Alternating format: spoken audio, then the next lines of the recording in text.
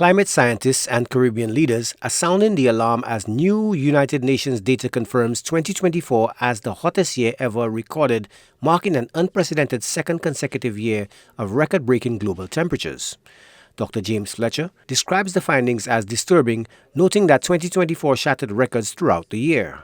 From June of last year, we had been breaking monthly records, and that continued into this year meaning 2024, sorry. And July 2024 was the hottest month ever. So everything that we had seen, the summer of 2024 was the hottest summer ever, suggested that it would have taken a massive cooling in the second half of the year to not have allowed that record to be broken. So I'm not surprised.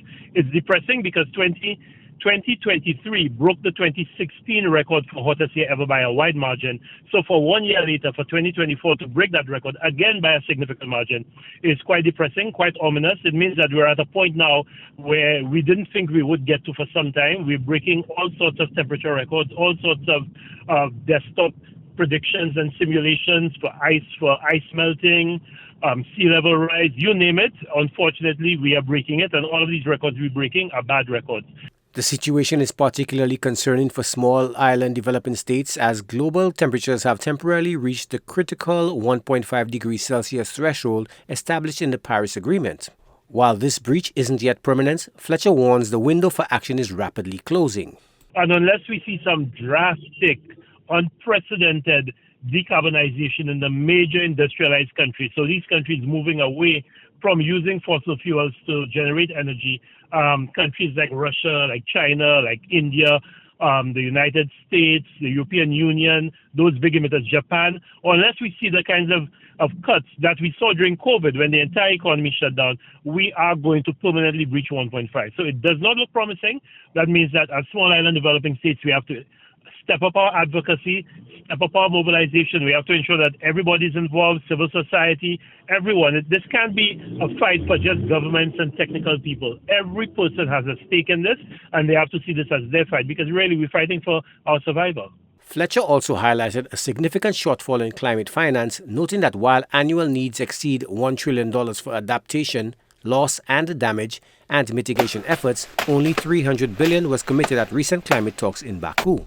But fossil fuels are being subsidized at the rate of $11 million a minute from the last thing I saw from the World Bank.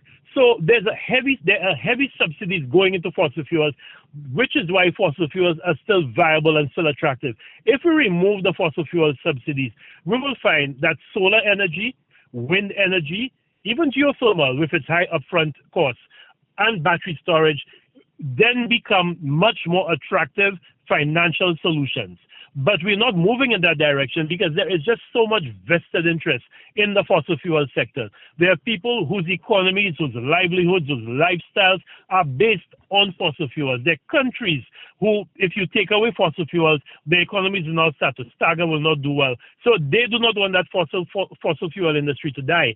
But at the same time, that fossil fuel industry is causing species to die, is causing coastlines to disappear, is causing countries to be in fear of the livelihoods and lives of their citizens every time a hurricane season comes around.